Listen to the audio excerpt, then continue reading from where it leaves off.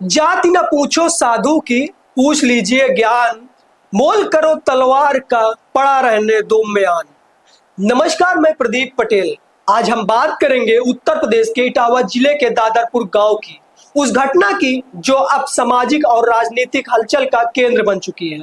यहाँ एक कथावाचक और उनके सहयोगी के कथित तौर पर जातिगत भेदभाव के चलते बदसलूकी की गई, लेकिन कहानी में कई मोड़ है और सच्चाई का रंग अभी धुंधला नजर आ रहा है। इटावा के बकेवर थाना क्षेत्र के दादरपुर गांव में 21 जून को एक भगवत कथा का आयोजन हुआ। कथावाचक मुकुटमणि यादव और उनके सहयोगी संत सिंह यादव को बुलाया गया था, लेकिन कथा शुरू होते ही मामला कुछ और रंग लेने लगा। ग्रामीणों ने कथावाचकों से उनकी जाति पूछी और जब जवाब में यादव शब्द सुनाई दिया तो बात बिगड़ गई।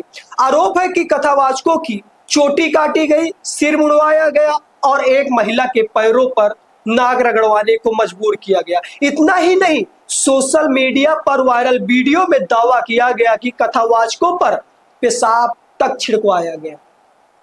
अब सवाल यह उठता है कि क्या किसी महिला के पेशाब से किसी इंसान की शुद्धिकरण हो सकती है? ये आपसे मैं सवाल कर रहा हूं, आप दर्शकों बताइए। अब यहाँ सवाल उठता है कि क्या भगवत कथा का मंच अब जात की जांच का अड्डा बन गया है? क्या श्रीमद् भगवत गीता में कहीं लिखा है कि कथा वही सुना सकता है जिसके पास सही जाति का सर्टिफिकेट हो? लेकिन रुकिए, कहानी में ट्विस्ट अभी बाकी है। कथावाचक मुकुटमणि और संत सिंह का कहना है कि उन्हें सिर्फ इसलिए प्रताड़ित किया गया क्योंकि वे यादव जाति से थे। उनका दावा है कि ग्रामीणों ने पहले उनकी जाति नहीं पूछी और बाद में यादव सुनते ही बवाल शुरू हो गया। लेकिन दूसरा पक्ष भी कम रोचक नहीं है।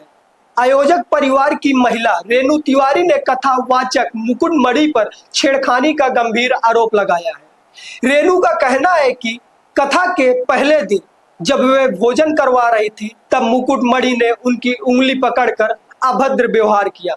इसकी शिकायत रेणु ने अपने पति जयप्रकाश को की, जिसके बाद गुस्साए युवकों ने कथावाचकों को घेर लिया।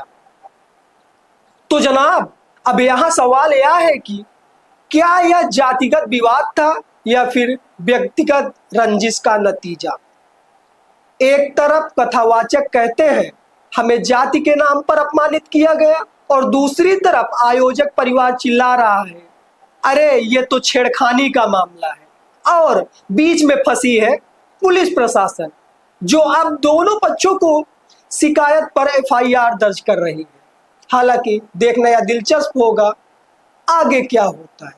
घटना का वीडियो 23 जून को सोशल मीडिया पर वायरल होने के बाद पुलिस ने तुरंत एक्शन लिया। 4 आरोपियों आशीष तिवारी, उत्तम अवस्थी, प्रथम दुबे और निक्की अवस्थी को गिरफ्तार कर जेल भेज दिया गया।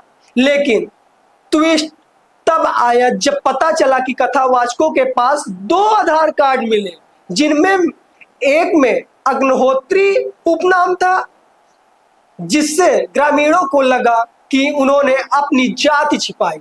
इस पर कथावाचकों के खिलाफ भी फर्जी आधार कार्ड और धोखाधड़ी का केस दर्ज हो गया और अब इस मामले में सियासी रंग ले लिया है। समाजवादी पार्टी के अध्यक्ष अखिलेश यादव ने इसे संविधान और मानवाधिकार का उल्लंघन बताया और सड़क से संसद तक आंदोलन की धमकी दे दी। दूसरी ओर ब्राह्मण महासभा ने भी मोर्चा खोलते हुए कहा कथावाचकों पर छेड़खानी के आरोपों की भी जांच हो। अब यहाँ सपा और यादव महासभा एक तरफ, ब्राह्मण महासभा दूसरी तरफ और बीच में फंसी है सच्चाई। और हाँ, शंकराचार्य ने तो यहाँ तक कह दिया कि कथावाचन का अधिकार सिर्फ ब्राह्मण को है।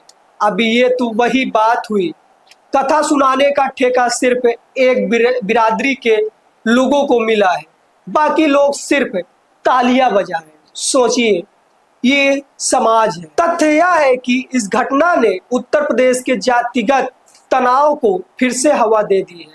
राष्ट्रीय मानवाधिकार आयोग ने भी इटावा के एसएसपी से 10 दिनों में कार्रवाई की रिपोर्ट मांगी है, लेकिन सवाल वही है, क्या यह जातिगत भेदभाव की घटना है या व्यक्तिगत विवाद को जाति का रंग दे दिया गया है?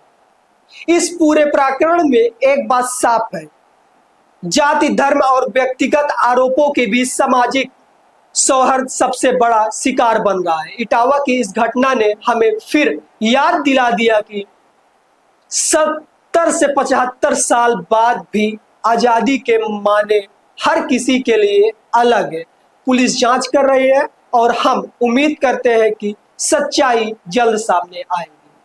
तो दोस्तों, इटावा के इस कथा में भी कई अध्याय बाकी हैं, लेकिन इतना तय है कि चाहे कथा भगवत की हो या विवाद की, दर्शक तो हम और आप ही हैं जो सोशल मीडिया पर वायरल वीडियो देखकर अपनी अपनी राय साझा कर रहे हैं। और हालांकि दर्शक अपनी राय इस चैनल के माध्यम से जरूर साझा करिएगा। मिलते हैं किसी अन्य खबर के साथ, किसी अन्य विश्लेषण के साथ।